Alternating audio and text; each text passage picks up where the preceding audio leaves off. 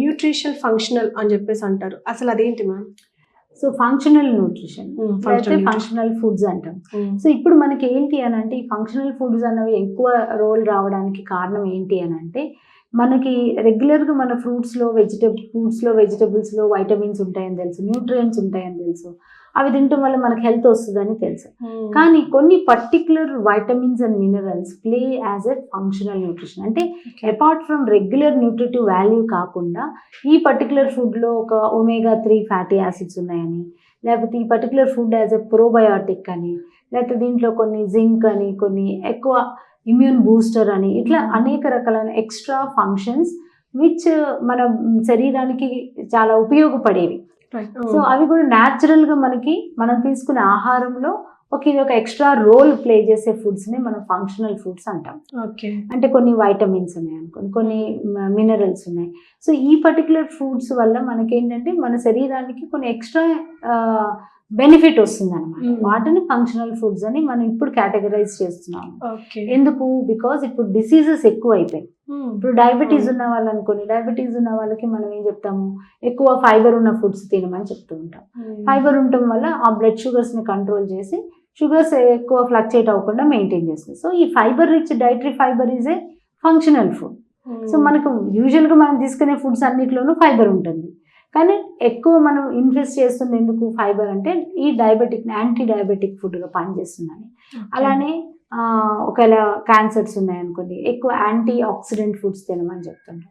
Anti oxidants అనేవి ప్రతి ఫుడ్లోనూ ఉంటాయి, కానీ కొన్ని పర్టికులర్ ఫుడ్ని మనం ఐడెంటిఫై చేసి దీంట్లో ఎక్కువ శాతం యాంటీ ఆక్సిడెంట్స్ ఉన్నాయన్న, లైక్ బ్లూబెర్రీస్ కానీ, లేకపోతే బ్లాక్ బెర్రీస్ కానీ, లేకపోతే అన్ని ఫ్రూట్స్లో ఎల్లో ఆరెంజ్ ఫ్రూట్స్, వీటిలో ఎక్కువగా యాంటీ ఆక్సిడెంట్ ప్రాపర్టీస్ ఉన్నాయి. కాబట్టి ఈ ఫుడ్స్ ఇంక్లూడ్ చేసుకుంటే మనకి క్యాన్సర్స్ రావు అని అంట. సో అట్లా ప్రోబయోటిక్ ఫుడ్స్ లైక్ పెరుగు, యోగర్ట్స్ ఇవన్నీ. సో ఇట్లా మనం ఈ పర్టికులర్ ఫుడ్స్ని మనం ఫంక్షనల్ ఫుడ్స్గా ఐడెంటిఫై చేసి ఈ ఫుడ్స్ కంపల్సరీ మన ఆహారంలో ఇంక్లూడ్ చేసుకుంటే మనకి డిసీజెస్ రాకుండా ఉంటాయి అని. అంటే హెల్త్ మెయింటైన్ చేయడానికి ఏదైతే న్యూట్రిషన్, డిసీజెస్ నుంచి ప్రివెంట్ చేయడానికి కావాల్సిన ఫుడ్సే ఫంక్షనల్ ఫుడ్స్ అన్నమాట. సో అందుకని ఈ ఫంక్షనల్ ఫుడ్స్ని మన ఆహారంలో ఇంక్లూడ్ చేసుకుంటే కనుక మనకి ఈ డయాబెటీస్, ఒబిసిటీ, క్యాన్సర్స్ వీటి నుంచి రాకుండా ఉంటుంది. ఒకవేళ వీఆర్ సఫరింగ్ ఆ పర్టికులర్ డిసీజ్ సఫర్ అయ్యే వాళ్ళకి ఈ ఫుడ్స్ ఇంక్లూడ్ చేయటం వల్ల వాళ్ళకి అవి మెయింటైన్ అవ్వడానికి, కంట్రోల్ చేయడానికి పనికొస్తాయి అన్నమాట. Okay ma'am. అండ్ మ్యామ్, ఇప్పుడు చిన్నపిల్లలకి మాల్ న్యూట్రిషన్ అని చెప్పేసి అంటారు. అసలు చిన్నపిల్లల హెల్త్ ఎలా చూసుకోవాలి అంటారు న్యూట్రిషన్ విషయంలో? అవును. సో పిల్లల్లోని చాలా ముఖ్యంగా న్యూట్రిషన్ డెఫిషియన్సీస్ కనబడినా కానీ పిల్లల్లో ఈ సరైన పోషకాలు లేకపోతే వాళ్ళకి లాంగ్ టర్మ్ ఇంపాక్ట్ ఉంటుంది.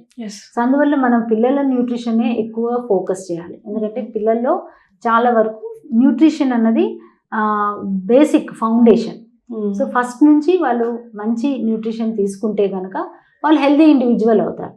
సరైన పోషకాలు లేని ఫుడ్ తీసుకోవటం వల్ల వాళ్ళలో చాలా వరకు under weight, under nourished, mall nourished, adult అయ్యేసరికి వాళ్ళకి ఏదో ఒక జబ్బులు రావటం లాంటివి జరుగుతూ ఉంటాయండి. సో అందువల్ల ఈ చిన్న పిల్లల్లో ఎదిగే వయసులో మనం మంచి పోషకాలు ఉన్న ఆహారం ఇంక్లూడ్ చేయడం అని చాలా వరకు తల్లిదండ్రులు కూడా పిల్లలకి మంచి ఆహారం ఇవ్వడానికి ట్రై చేస్తుంటారు. సో అందువల్ల పిల్లలకి ఈ ఎదిగే వయసులో వాళ్ళకి మంచి ప్రోటీన్స్, కాల్షియం, ఐరన్ ఇలాంటి వెరీ ఇంపార్టెంట్ న్యూట్రియన్స్ ఉన్న ఫుడ్స్ మనం ఆహారంలో ఇంక్లూడ్ చేస్తే వాళ్ళు మంచి ఆరోగ్యంగా పెరుగుతారు. అండ్ దెన్ వాళ్ళకి శరీరంలో జరిగే ఎన్నో రకాలైన మార్పులు అవన్నీ టైంలో కూడా వాళ్ళకి న్యూట్రిషన్ కనుక మనకు సరిగ్గా వాళ్ళకి పోషణలు ఇస్తే కనుక they will become a healthy adult అన్నమాట. సో అందువల్ల ఈ మాల్ న్యూట్రిషన్ అంటే ఏంటంటే either under nutrition, over nutrition.